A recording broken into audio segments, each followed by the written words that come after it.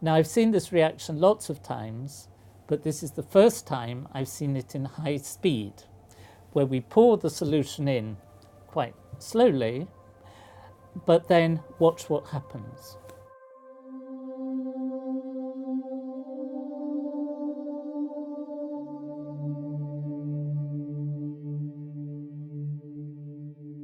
The reaction of copper with ammonia is quite a well-known reaction, and often students, school children, come across it quite early on in their career.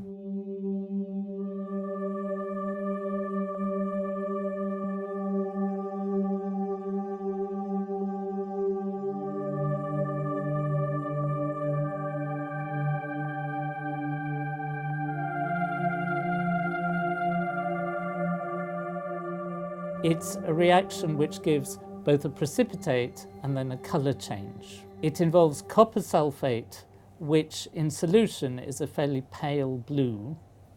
And you can imagine in the solution you have copper ion, Cu2+, surrounded by 6 water molecules, 4 that are close together and 2 that are rather further apart. This does not absorb light very strongly, so the solution looks very pale. When you add ammonia, which is alkaline when it's dissolved in water, you precipitate a pale blue solid, which is a mixture of copper hydroxide and copper sulfate, so-called basic salt. And then as you add more ammonia, this redissolves to give a very intense blue colour. The blue colour is due to copper ions, the same copper ions, but now with 4 ammonia molecules interacting with it in a tetrahedral shape. This is a baby toy that I got in Italy, but it's quite fun. So there aren't really jewels and cheese attached to it? No. This is just there's pizza as well.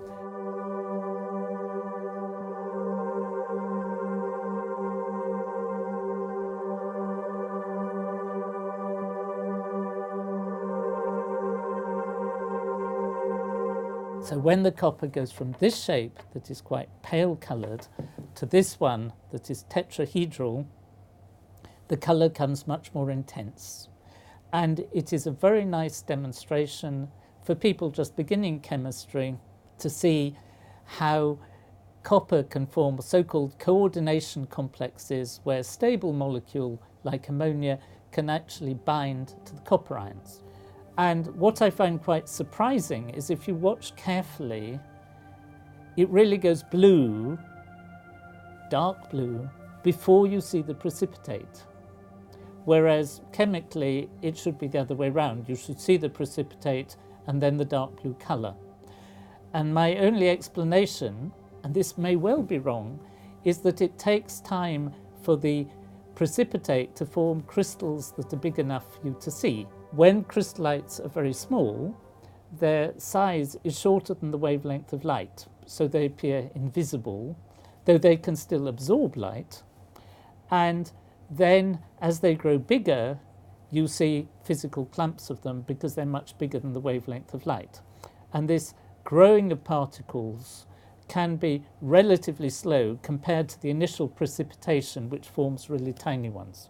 When you look at it at the end, it looks rather beautiful. It looks very like the planet Earth seen from space.